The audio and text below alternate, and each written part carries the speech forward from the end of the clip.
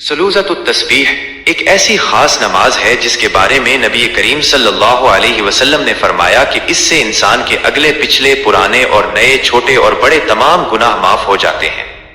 सलूज़तुत तस्बीह का तरीका।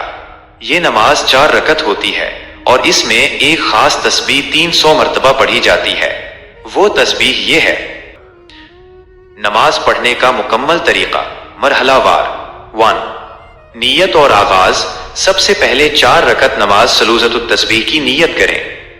अल्लाहु अकबर कहकर हाथ बांध लें और सना सुब्हानकल्लाहुम्मा पढ़ें। 2. क़याम में तस्बीह। सना पढ़ने के बाद सूरह फातिहा से पहले 15 मरतबा ऊपर दी गई तस्बीह पढ़ें। फिर सूरह फातिहा और कोई सूरत पढ़ें और रुकू में जाने से पहले 10 मरतबा तस्बीह पढ़ें। 3. रुकू में जाएं सुब्हान रब्बियल अज़ीम पढ़ने के बाद 10 मरतबा तस्बीह पढ़ें। 4. कौमा रुकू से खड़े होकर रुकू से सीधे खड़े हों समिअ अल्लाहु लिमन हम्दा और खड़े खड़े 10 मरतबा तस्बीह पढ़ें। 5. सजदों में पहले सजदे में जाएं सुब्हान रब्बियल आलीज़ के बाद 10 मरतबा तस्बीह पढ़ें।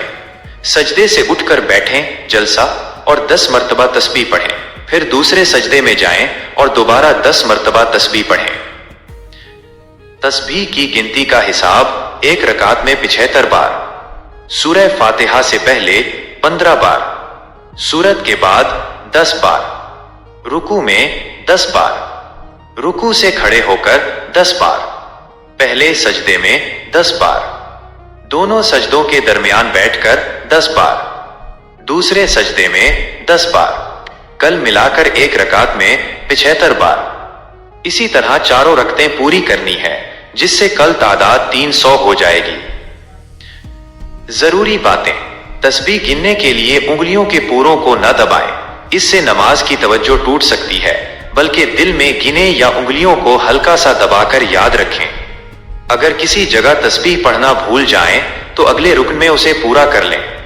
ये मालूमात दूसरों तक पहुंचाना बहुत बड़ी नेकी है, क्योंकि ये वो नमाज है जो जिंदगी में कम से कम एक बार पढ़ने की ताकीद की गई है। मैंने एक जदवल टेबल तैयार किया है ताकि पढ़ने वाले एक नजर में तस्बीह की तादाद को समझ सकें। सलूज़तुत तस्बीह की 1 रकत का नक्शा।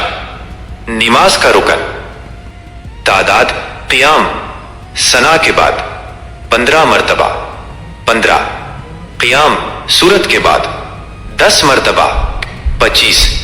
रुकू में 10 मरतबा 35। कौमा रुकू से खड़े होकर 10 मरतबा 45। पहला सजदा 10 मरतबा 55। जलसा सजदों के दरमियान बैठकर 10 मरतबा 65। दूसरा सजदा 10 मरतबा 75। कुछ इजाफी मुफीद बातें। वक्त की फजीलत। ये नमाज दिन या रात में किसी भी वक्त सिवाय मकरूह औकात के पढ़ी जा सकती है। रजब की मुबारक रातों में उसे पढ़ना अल्लाह की रहमत के करीब होने का बेहतरीन जरिया है।